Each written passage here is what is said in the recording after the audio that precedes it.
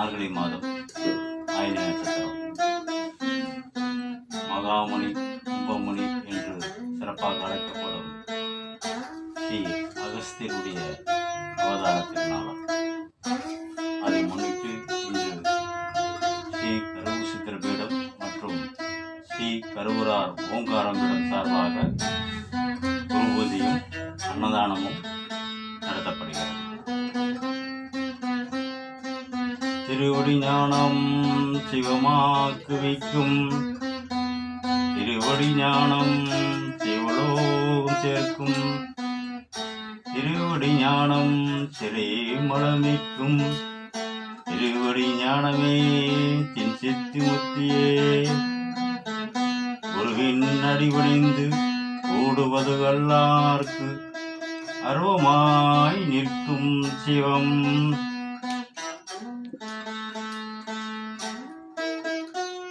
ஓம் அகத்தியமாரிசி நம என்றென்று ஓது, அஷ்ட சித்ததனைவார் ஒளிகைவார். அகத்தியரே காசாய வேடமைவார், அப்போது சித்தரெல்லாம் கைகொள்வார்கள். அகத்தியரை தண்டனைக்கு மேற் செல்ல யாருக்கும் தடையில்லை அரசே என்பார். அகத்தியர்தாம் யக்கியத்தில் பிறந்த யோகி, 1008 அண்டமெல்லாம் ஆணையாச்சே.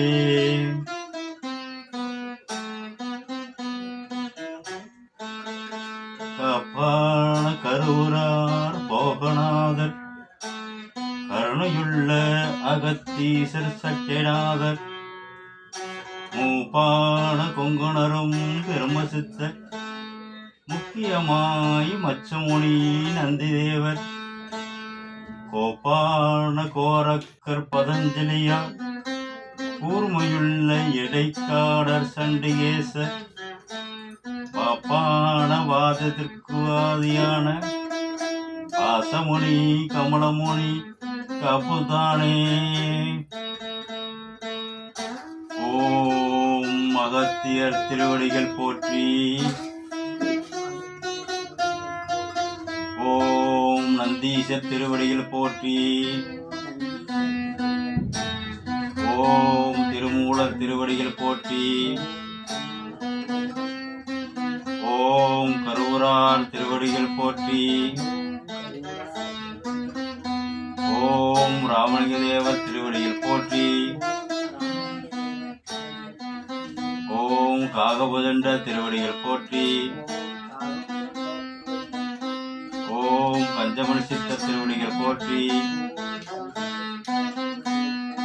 ஓம் காளாங்கநாதர் திருவடிகள் போற்றி. ஓம் போகர் திருவடிகள் போற்றி. ஓம் கொங்கணவர் திருவடிகள் போற்றி. ஓம் சட்டமணி திருவடிகள் போற்றி. எண்ணிலா கோடி சித்தரகணங்கள் திருவடிகள் போற்றி போற்றி.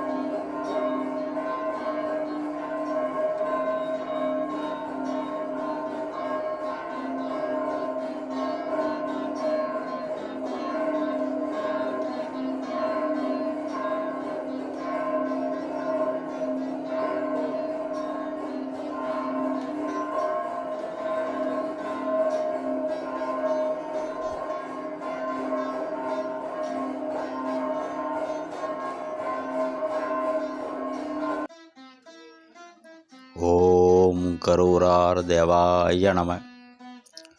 ஓம் கரூரார் தேவாய நம. ஓம் கரூரார் தேவாய நம. ஓம் அகத்தியமாரிஷி நம. மார்கழி மாதம் ஆயிலி நட்சத்திரம் அகத்தியர் பெருமான் அவதரித்த திருநாளாக போகர் பெருமான் கூறுகிறார். அதுவும் போகரை கூறுகிறார், அகத்தியருக்கு தாய் தந்தை இல்லை அப்படின்னு கூறுகிறார்.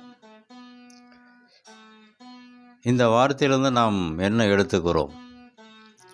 ஆனால் அகத்தியரை பற்றி செய்திகள் என்னவென்றால், அவர் கும்பத்தில் தோன்றியவர் கும்பமுனி என்றும், பொதியில் வாழ்ந்ததால் பொதிகை முனி என்றும் அழைக்கப்படுகிறார். அவருடைய மனைவியாக லோபமுத்திரை அப்படி என்று கூறப்படுகிறது. இங்கே போகிற வார்த்தையிலிருந்து நாம் எடுக்கும் பொழுது ஒரு தத்துவ ரீதியான உருவாக்கம்தான் இந்த அகத்தியம் அப்படிங்கிற விஷயமாக நான் நினைக்கிறேன். அதற்கு தகுந்தாற்போல் ரோம் ரிஷி என்ற முனிவரும் ஒரு பாடல் பாடியிருக்கிறார். ஓம் அகத்தியமாரிஷி நம என்றென்று ஓது, அஷ்ட சித்துதனை ஈவார் குளிகை ஈவார், அகத்தியரே காசாய வேடமேவார், அப்போது சித்தரெல்லாம் கைகொள்வார்கள், அகத்தியரை தெண்டனிட்டு மேறு செல்ல யாருக்கும் தடையில்லை அரசே என்பார், அகத்தியர்தாம் எக்கியத்தில் பிறந்த யோகி, 1008 அண்டமெல்லாம் ஆணையாச்சே. இந்த பாடலில் அகத்தியர் பெருமான் எக்கியத்தில் பிறந்த யோகி அப்படிங்கிறார். எக்கியம் என்பது 2 விதமாக குறிக்கப்படும். ஒன்று ஹோமம், அதாவது யோகத்தில் தோன்றுபவை. இன்னொன்று கும்பம், அதுதான் ஏற்கனவே நம்ம அதை கும்பமுனி என்று கூறுகிறோம். என்னுடைய கருத்து, யோகத்தில் தோன்றக்கூடிய ஒரு வித சக்தி தான் அகத்தியம். அதுக்கு இன்னொரு கருத்தாக நான் அதை சொல்ல விரும்புகிறேன். புராணத்தில் பரமனும் பார்வதிக்கும் திருமணம் நடக்கும் பொழுது இந்த லோகம் சமநிலை மாறி தாழ்வு நிலை பெற்றது. ஏனென்றால் திருமணத்திற்கு அனைவரும் ஒரு இடத்தில் கூடும் பொழுது அங்கே சமநிலை மாறப்பட்டது. இதை சமன்படுத்துவதற்காக அகத்திய பெருமான் மட்டும் அங்கே அனுப்புகிறார் பரமன். அப்போ இந்த நம்முடைய யோக பயிற்சியில் முற்று நிலையில் சூரியகளை சந்திரகலைகளோடு ஒடுங்கும் பொழுது அப்போ தான் அங்கே திருமண பூட்டுங்கிற விஷயம் ஒன்று நடக்கிறது. அப்படி நடக்கும் பொழுது நம்முடைய உடம்பு என்ற உலகம் சமநிலை இல்லாமல் தடுமாறும். அப்பொழுது இதை சமன்படுத்துவதற்கு இதற்கான எதிர்நிலையில் இப்போ உடம்பில் மேல் கீழ் வைக்கும் பொழுது சமநிலை ஒரு விஷயம், அதையே தலைப்பகுதி மட்டும் எடுத்துக்கொண்டால் அதில் வடக்கு தெற்குன்னு இருக்குது.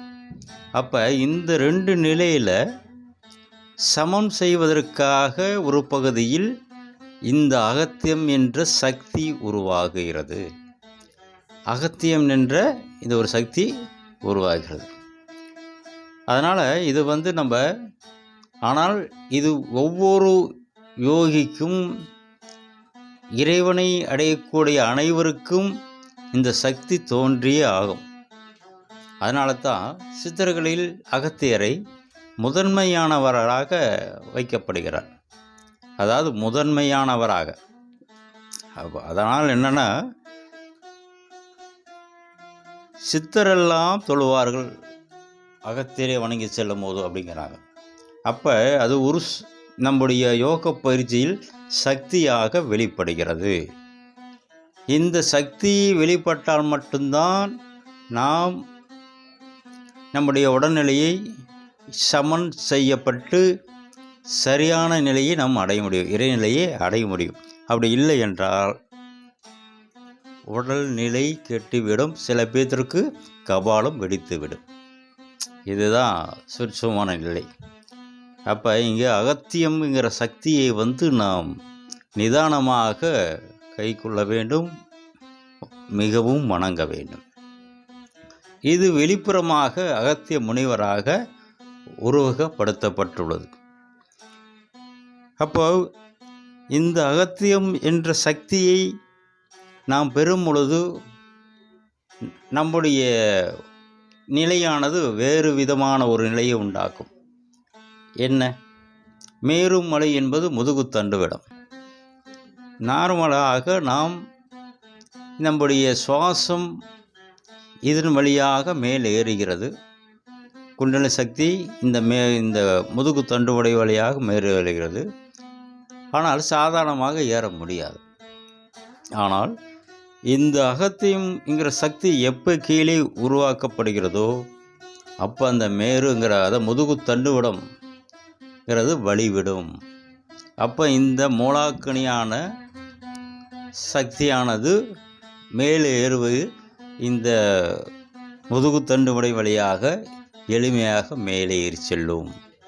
இது ஒரு தத்துவ நிலையான விளக்கமாக நான் கருதுகிறேன். அந்த அகத்தியரை நாம் வணங்கி பரம்பொருளை நாம் அடைவோம். ஓம் கருவூரார் தேவாய நம. ஓம் கருவூரார் தேவாய நம. ஓம் கருவூரார் தேவாய நம. ஓம் அகத்தியமாரிஷி நம. சிவ சிவ ஓம், சிவ சிவ ஓம், சிவ சிவ சிவாய ஓம். சிவ சிவ ஓம், சிவ சிவ ஓம், நம சிவாய ஓம். சிவ சிவ ஓம், சிவ சிவ ஓம், சிவ சிவ சிவாய ஓம். சிவ சிவ ஓம், சிவ சிவ ஓம், நம சிவாய ஓம். மனமது செம்மையானால் மந்திரம் ஜபிக்க வேண்டாம். மனமது செம்மையானால் வாயுமை உயர்த்த வேண்டாம். மனமது செம்மையானால் வாசியை நிறுத்த வேண்டாம். மனமது செம்மையானால் மந்திரம் செம்மையாமே.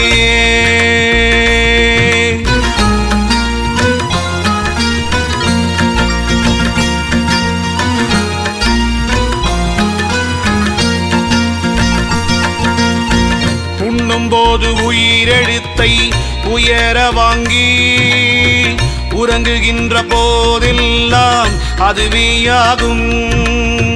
பெண்ணின் பால் இந்திரியம் விடும்போதெல்லாம் பேணிவலம் மேல் நோக்கி அவத்தில் நில்லு. தின்னுங்கா இலை மருந்தும் அதுவேயாகும். தினந்தோறும் அப்படியே செலுத்தவல்லார் மண்ணூழி கால மட்டும் வாழ்வார் பாரு. மரலிகையில் அகப்படவும் மாட்டார்தானே.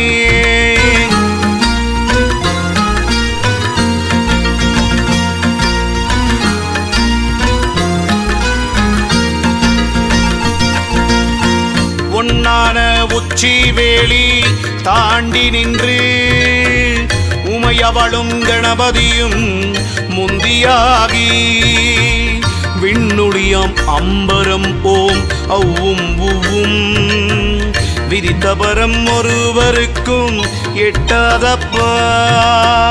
பண்ணான உன்னுயிர்தான் சிவமதாச்சு. பார்க்கடலில் பள்ளி கொண்டான் விண்டுவாச்சு. கண்ணான கணபதியை கண்ணில் கண்டால் கலந்துருகியாடுமாடா ஞானம் முற்றே. விந்து நிலை தனியறிந்து விந்தை கண்டால் விதமான நாதமது குருவாய் போகும். அந்தமுள்ள நாதமது குருவாய் போனால் ஆதியந்தமான குரு நீயேயாவாய். சந்தேகம் இல்லையடா புலத்தியனே, சகலகலை ஞானமெல்லாம் இதற்கொவ்வாது. முந்த நாள் இருவருமே கூடிச் சேர்ந்த மூலமதை அறியாட்டால் மூலம்பாரே. மூலமதை அறிந்தாக்கால் யோகம் ஆச்சு, முறைமையுடன் கண்டாக்கால் வாதம் ஆச்சு. சாலமுடன் கண்டவர் முன் வசமாய் நிற்பார், சாத்திரத்தை கண்டறிந்தால் அவனே சித்தர்.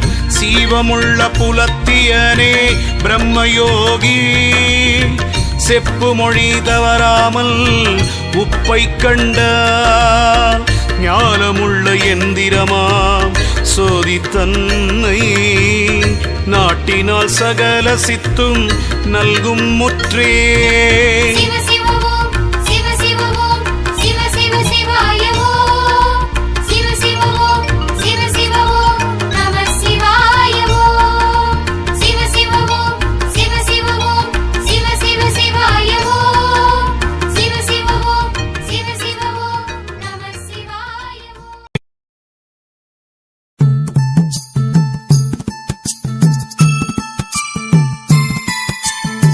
மூலமறியேன் முடியும் முடிவறியேன், ஞாலத்துள் பட்ட துயர் நாட நடக்குதடா. அறியாமையாம் நலத்தால் அறிவு முதல் கெட்டனடா, பிரியா வினை பயனால் பித்து பிடித்தனடா. தனுவாதிய நான்கும் தானாய் மயங்கி நண்டா, மனுவாதி சக்தி வலையில் அகப்பட்டனடா. மாமாயை என்னும் வனத்தில் அலைகிறண்டா, தாமாய் உலகனைத்தும் தாது கலங்கிறண்டா. மண்ணாசை பட்டேனை மண்ணுண்டு போட்டதடா, பொன்னாசை பெண்ணாசை போகேனே என்றே. மக்கள் சுற்றத்தாசை மறக்கேனே என்கிறே, திக்கரசாம் ஆசையது தீரேனே என்கிறே.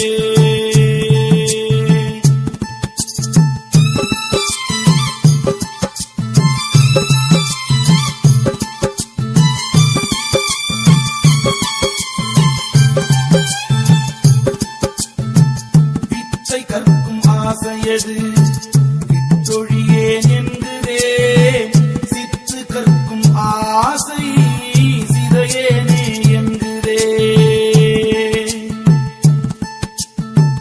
மந்திரத்தில் ஆசை மறக்கேனே என்கிறேன், சுந்தரத்தில் ஆசை துறக்கேனே என்கிறேன். கட்டு வர்க்கத்து ஆசை கழலேனே என்கிறேன், செற்றுதனில் ஆசை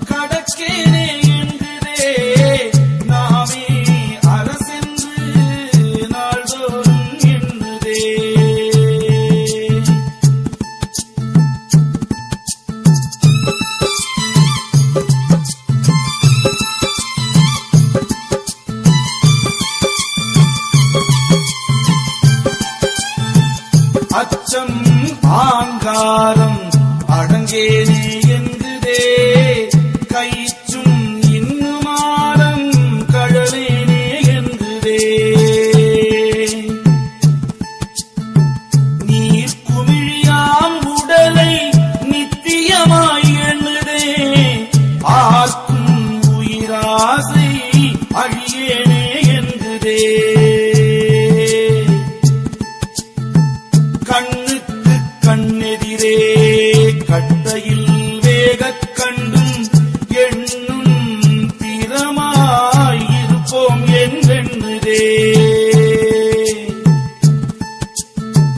அனிச்சயத்தை நித்தியம் என்றாதவராய் எண்ணுதே தனிச்சிருக்கேன் என்குதே தனை மறக்கேன் என்குதே நரகக் குழியும் இன்னும் நான் புசிப்பேன் என்குதே உரகப்படத்தல் புல்வுனை கெடுப்பேன் என்குதே குறும்பை முலையும் குடிகெடுப்பேனே என்குதே அரும்பு விழியும் எந்தன் ஆவி உண்பேன் என்குதே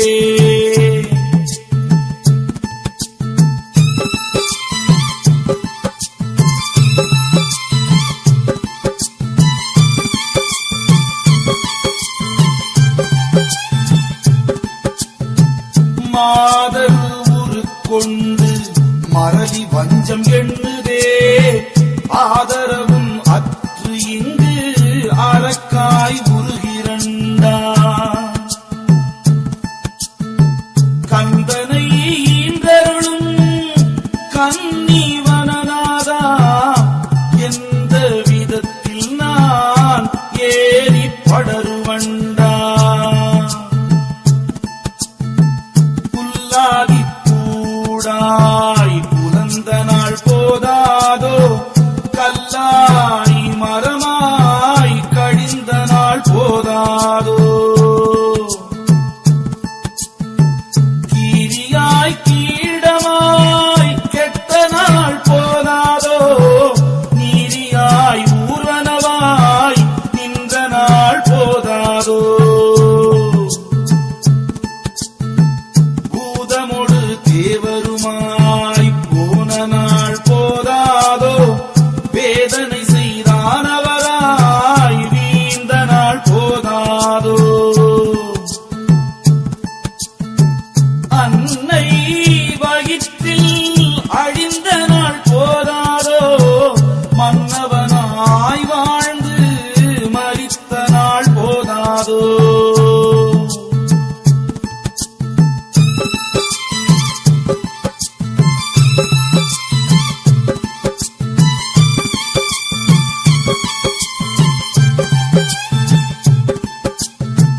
தாயாகி தாரமாய் தாழ்ந்த நாள் போதாதோ சேயாய் புருடனுமாய் சென்ற நாள் போதாதோ நோய் உண்ணவே மெலிந்து நொந்த நாள் போதாதோ பேய் உண்ண பேயாய் பிறந்த நாள் போதாதோ ஊனவுடல் பூங்குருடாய் உற்ற நாள் போதாதோ கீனப் புசிப்பில் இழைத்த நாள் போதாதோ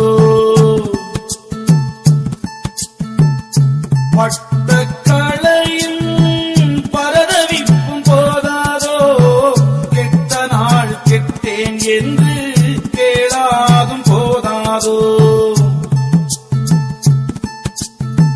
நில்லாமைக்கே அழுது நின்ற நாள் போதாதோ எல்லாரும் என்பாராம் எடுத்த நாள் போதாதோ காம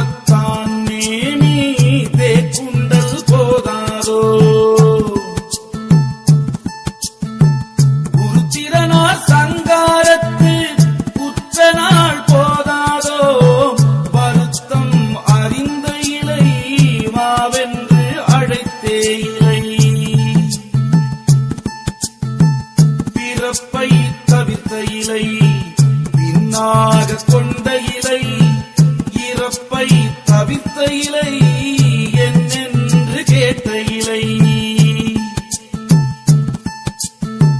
பாசம் எரித்த இலை, பரதவிப்பை தீர்த்த இலை, பூசிய நீற்றை புனை என்று அழித்த இலை,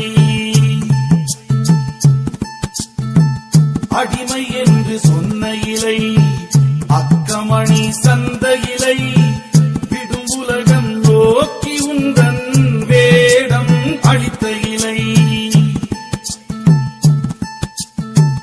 உன்னில் அழைத்த இலை, ஒன்றாகி கொண்ட இலை, நின்னடியார் கூட்டத்தில் நீ அழைத்து வைத்த இலை,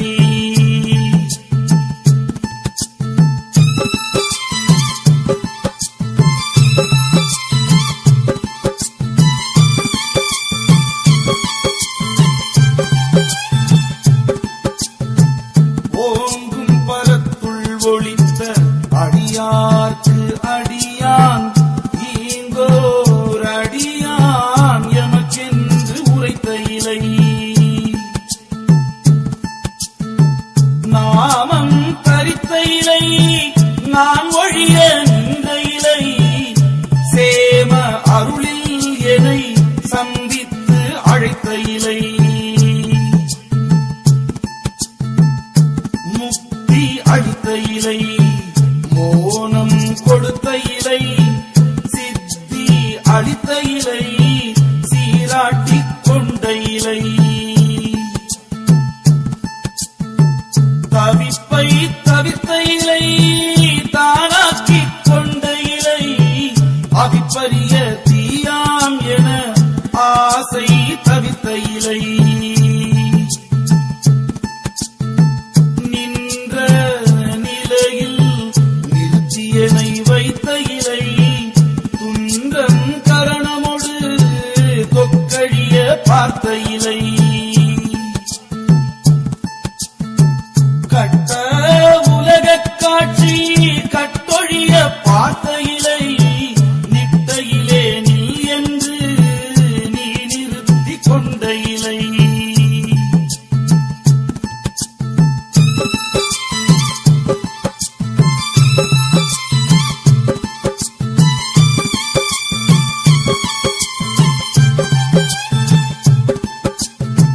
கடைக்கண் அருள் தாடா கன்னிவனநாதா, கெடுக்கும் மலம் பொறுக்கி கிட்டி வரப்பாரேடா, காதல் தனியேனா கண்டு மகிழேனோ, சாதல் தவிரேனோ சங்கடம் தான் தீரேனோ, உன்னை துதியேனோ ஊர் நாடி வாரேனோ, பொன்னடியை பாரேனோ பூரித்து நில்வேனோ,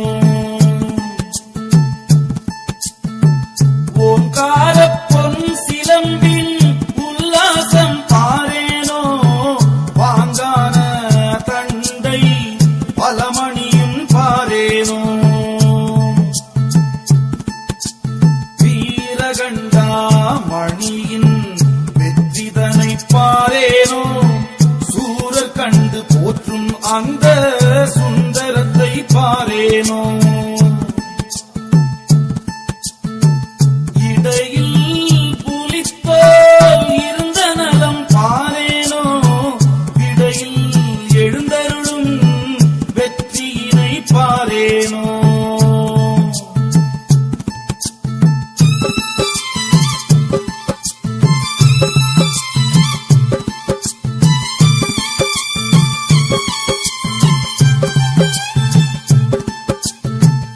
ஆனை உரி போர்த்த அழகுதனை பாரேனோ, மானை பிடித்து ஏந்தும் மலர்கரத்தை பாரேனோ,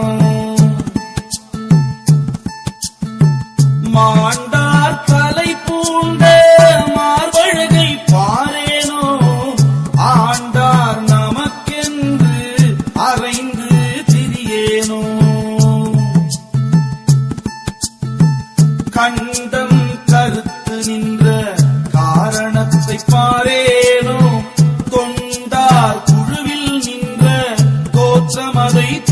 பாரேனோ அருள் பழுத்த மாமதியாம் மானத்தை பாரேனோ திருநயன சடை ஒளிரும் செழும் கொழுமை பாரேனோ செங்குமிழின் துண்டம் வளர் சிங்காரம் பாரேனோ அங்கனியை வென்ற அதரத்தை பாரேனோ